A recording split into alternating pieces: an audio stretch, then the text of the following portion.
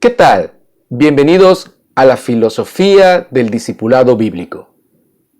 En intervenciones anteriores hablé acerca de la definición que Jesús dio del discipulado en Lucas 9:23. Y decía a todos: si alguno quiere venir en pos de mí, niéguese a sí mismo, tome su cruz cada día y sígame.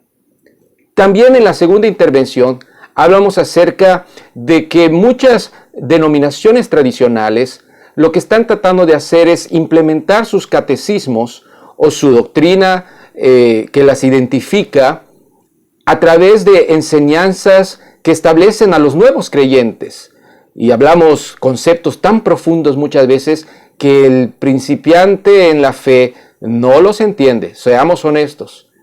Pero también hablamos de las modas de muchas congregaciones que están copiando de algunos países que desarrollan métodos vistosos de alcance, ¿verdad? Entre comillas, de personas que están en una búsqueda espiritual. Y dijimos que mucho de eso es emocionalismo y no tiene nada que ver tampoco con el discipulado bíblico. El día de hoy vamos a hablar acerca de algunos impedimentos que se van a presentar en el proceso de formación entre maestro y alumno en el discipulado bíblico.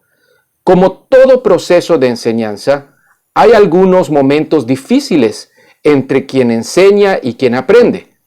Eso es normal en la vida de una escuela pública, en la vida de una enseñanza, inclusive en una escuela privada. Todo proceso de enseñanza lleva sus bemoles, tiene sus momentos difíciles y barreras que sortear. El discipulado es igual. El discipulado tiene momentos y tiene circunstancias que hay que superar. Por lo que hoy vamos a hablar de 5 impedimentos que van a acompañar al maestro en su proceso de formar a las personas. El primer impedimento tiene que ver con un divisionismo entre el discipulador y el discípulo. Existen tremendas diferencias al momento de iniciar un proceso de discipulado. La edad, el contexto social, el contexto cultural y inclusive el contexto religioso, porque mucha gente viene de contextos muy diferentes en cuanto a las prácticas de algún tipo de religión o de algún tipo de práctica de fe. Y al enfrentarse con la enseñanza de Jesucristo, el estilo de vida que Jesús propone, muchas veces puede causar una división entre el maestro y el alumno. Esa es la primera barrera que hay que sortear. Y se sortea a través de la Escritura, no de lo que piense el maestro ni de lo que piense el alumno. La única forma de superar esto es a través de la Escritura. La otra barrera o el otro impedimento que debemos sortear o superar son los argumentos intelectuales. Nuestra sociedad es una sociedad secularizada, es una sociedad que tiene profunda formación en el humanismo, profunda formación en algunas áreas del saber, que muchas veces se contraponen a lo que la Escritura dice. Y lejos de analizar lo que la Biblia dice, nos cerramos. La gente se cierra. Creo que todos los que hemos pasado por alguna formación académica hemos sido impregnados e influenciados por el saber de los grandes intelectuales, los grandes científicos, pero ellos no están exentos de errores. La Biblia no tiene errores. Y eso es lo que le cuesta muchas veces a la persona con una mente intelectual desarrollada aceptar. La Biblia no tiene errores. Dios no tiene errores. Y por eso es el segundo impedimento al momento de desarrollar el discipulado. Hay que dejar nuestro desarrollo intelectual a un lado y tener la actitud de un niño para poder asumir y mirar lo que Dios dice en su palabra. Eso no es suicidio intelectual. Simple y sencillamente poder contemplar la Escritura con un corazón abierto. El tercer impedimento que tenemos que mirar en el proceso del discipulado es el emocionalismo. Algunos le llaman carismatismo neopentecostal, otros lo llaman carismatismo oscuro. Y hoy en día estamos sorprendidos de las prácticas emocionales más ridículas, más increíbles, más asombrosas, que no tienen ningún sustento en la Biblia.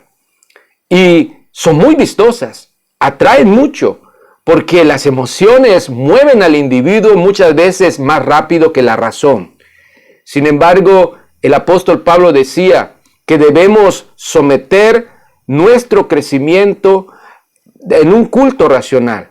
Os ruego por las misericordias de Dios que presenten sus cuerpos, incluyendo su mente, en un sacrificio vivo, santo y agradable a Dios, que es vuestra adoración racional, para que comprueben que la voluntad de Dios, su palabra escrita, es agradable y perfecta. De tal forma que el emocionalismo es un impedimento. Hay gente que prefiere sentir o desea sentir algo y no analizar si la Biblia le da sustento a lo que quiere sentir. Por eso es muy importante que debemos entender que este es una barrera muy popular hoy en día. Hay gente que está buscando sensaciones o experiencias sensoriales antes que desarrollar una fe razonada en la Escritura. El cuarto impedimento tiene que ver con el legalismo. El legalismo es algo que mata. Es tomar la Biblia sin una actitud de misericordia, sin gracia de Dios. Y mucha gente que está en las iglesias, inclusive mata personas, entre comillas, moralmente o espiritualmente, con la Biblia. A veces procedemos sin una actitud de amor en el momento de transmitir una enseñanza. Claro que hay que ser firme por momentos cuando alguien no reacciona ante lo que Jesús está tratando de explicarle o mostrarle. Y hay que ser serios, hay que ser firmes, hay que ser fuertes en ocasiones al momento de hablar a una persona que necesitamos que reaccione. Mucha gente viene bloqueada de un mundo que ha cauterizado su conciencia. Pero yo me refiero más que nada a que en muchos lugares, en muchas denominaciones, se ha caído en un extremo de que si no vemos la letra al punto de ser exactos y precisos para vivirla, sin la gracia de Dios podemos ocasionar mucho daño. El legalismo, como en el caso del apóstol Pablo, que antes era Saulo de Tarso, era una persona legalista. Mataba en el nombre de su religión, usaba la ley, ¿verdad?, de Moisés como excusa para perseguir a los que habían conocido la fe de Jesucristo. Y hoy en día sucede mucho en las iglesias. Por eso hay mucha gente que ha abandonado las filas, ha abandonado el cuerpo de Cristo, yéndose a perder en lo oscuro del pecado, porque han probado la frialdad y la dureza del legalismo. Y por último, vamos a hablar acerca del sacramentalismo, que tiene que ver con el rito y la ceremonia. Es un poco similar al legalismo, pero esto es un poco más en la práctica de situaciones que se dan dentro de las congregaciones.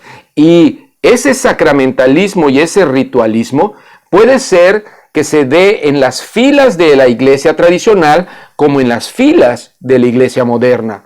A veces los que están de este lado, los modernistas, acusan a la iglesia tradicional de ser rituales. No, los dos han hecho sus propios rituales. Las dos áreas, las dos partes, los dos extremos han hecho sus propios momentos ceremoniales. Y muchas veces se le da más énfasis al rito y a la ceremonia que a la verdad viviente de la Escritura. Los auditorios llegan a ser más importantes que la gente. Las bancas, el templo, llegan a ser más importantes que el Señor del templo. Podríamos decir inclusive que las liturgias, los programas de adoración, como les llaman ahora, llegan a ser mucho más importantes de a quién se le dirige.